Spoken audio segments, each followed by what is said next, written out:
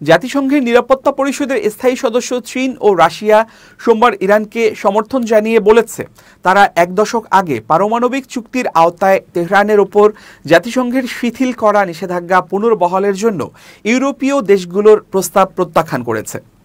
চীন, রাশিয়া ও ইরানের পররাষ্ট্রমন্ত্রীদের স্বাক্ষর করা একটি চিঠিতে বলা হয়েছে, যুক্তরাজ্য, ফ্রান্স ও জার্মানির তথাকথিত স্ন্যাপব্যাক প্রক্রিয়ার অধীনে স্বয়ংক্রিয়ভাবে নিষেধাজ্ঞাগুলো পুনরুদ্ধারের পদক্ষেপ আইনি ও পদ্ধতিগতভাবে ত্রুটিপূর্ণ। চীন ও রাশিয়া সহ ইউরোপের আরও 3 দেশ, ব্রিটেন, ফ্রান্স ও জার্মানি, যাদের সম্মিলিতভাবে E3 বলা হয়, 2015 সালে ইরানের সাথে হওয়া পরমাণু চুক্তির স্বাক্ষরকারী ছিল। তবে মার্কিন প্রেসিডেন্ট ডোনাল্ড ট্রাম্প 2018 সালে তার প্রথম মেয়াদে যুক্তরাষ্ট্রকে এই চুক্তি থেকে সরিয়ে নেন। গত সপ্তাহে ইউরোপীয় দেশগুলো ইরানের বিরুদ্ধে চুক্তি ভঙ্গের অভিযোগ তুলে স্ন্যাপব্যাক মেকানিজম চালু করে।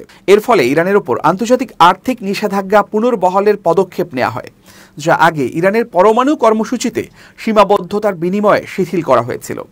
ইরানের পররাষ্ট্রমন্ত্রী আব্বাস আরাকচি সামাজিক যোগাযোগ মাধ্যম এক্সে দেয়া এক বার্তায় বলেন, ব্রিটেন, ফ্রান্স ও জার্মানি যে পদক্ষেপ নিয়েছে তা জাতিসংঘের নিরাপত্তা পরিষদের কর্তৃক ও কার্যাবলীর অপব্যবহার করে। 2015 সালের ওই চুক্তি থেকে যুক্তরাষ্ট্র বেরিয়ে যাওয়ার পর ইরান ইউরেনিয়াম উৎপাদনের সীমা আরও বাড়িয়েছে।